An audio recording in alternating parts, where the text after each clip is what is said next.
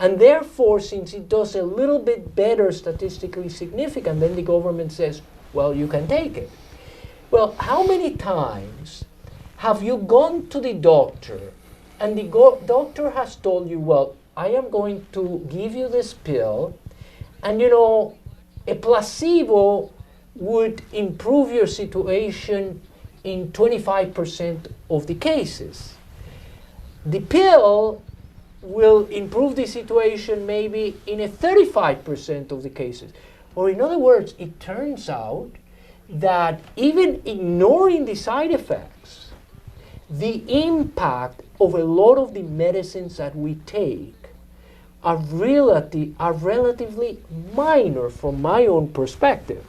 As a joke, sometimes I tell to the students that maybe I would like to go into the business of selling placebos. Because, placebos sometimes are quite... I thought that's what economists did. Well, that's a good joke. But anyway, therefore, I am much more negative with regard to the positive impact that the healthcare sector can play in improving the health of the population. Not in every case. I will say that is true, not in every case.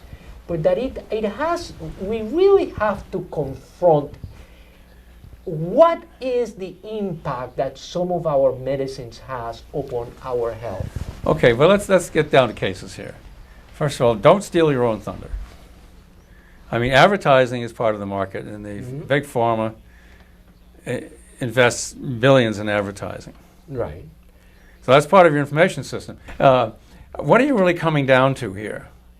Are you saying that the key to the solution of the problem we face with regard to healthfulness is, one, we need more mindfulness, and we need better information, and we need a better we need a better public health sector?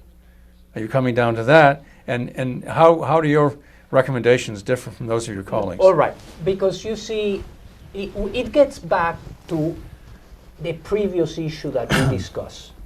Right now, we have the government telling people that this medicine works. Therefore, when you start the advertising, you have already misinformed the population. In other words, the government has to come in and say, maybe, well, relative to a placebo, you improve the chances by only 10%. But that's not the way it's handled. Or in other words, see, it is not again that the market is failing. It is that because you have a bunch of government bureaucrats that are intervening in the market and are selling, this particular pill is successful, then right there you have biased the information that the consumers are getting. So we need to do away with the FDA? So, regrettably, we may have to do that because the market is the one that really has the responsibility to inform the consumers. And I think that because we have federal agencies telling people that, these medicines are effective, then people actually believe it. Okay, well, let me give you an example. I happen to believe in performance benchmarking. I've done a lot of that in my economic practice. Right. Are you telling me that somebody can make a buck by providing good, accurate, comparative performance information among hospitals? Is it already being done? No, I don't think in this current situation, but can it be done? Absolutely, because if people started to have to manage their care, then all of a sudden people would become very concerned about the cost of their health care, and they'd want to find these costs, which are very difficult to obtain now. So if somebody was to provide the information in a framework that was more suited towards a market mechanism, I think that it would be like Consumer Reports, who makes a very good buck providing comparative information between automobiles. People, when they're making a decision, want the most value, and they're going to look towards resources which help them make the best decision. I think the common denominator here, which I want to restate because it's so much part of the book is that better market information is needed. Right. And if we had that, that would help solve a number of problems. But having said that, what's the highlight? Highlight in one or two sentences the difference between the professor and his students in this health area. I suppose the difference is I'm older. And I'm with that. and you see, regrettably, I have seen people having a lot of faith in medical care and then ultimately being disappointed by that. But they haven't seen as many doctors as we've had to see.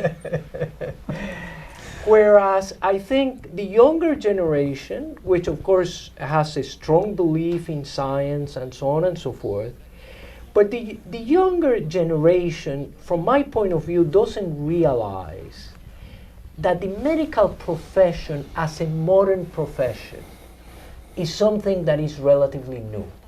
Mm-hmm. In other words, the medical profession as a modern profession, let us say, goes back to, you know, the 1920s, the 1930s, when, you know, when there was a dramatic, a better understanding of, you know, medical issues and things like that. Or in other words, it seems to me that in a way, the medical profession, let us say vis-a-vis physics, is still in the 17th century. And then, you know, to devote so many resources to this profession when it's only in its infancy, from my point of view.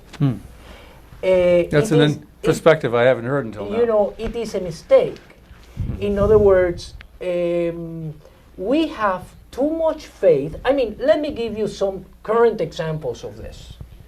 You may recall that a few years ago, you know, ulcers were blamed on, you know, some internal problems, and the standard procedure was to go ahead and have an operation. Or the wife who was divorcing you. You know, something like that. Against that scenario, which I agree with, we need to do whatever we can to bring back competition, real competition. We have a government that grows huge, and which, in the process of growing huge, accents the power of big business, as it did in the banking sector. Right. And increases market power, which reduces competition, and that's part of the contradiction we have to work on. Right, I agree. Thank you all.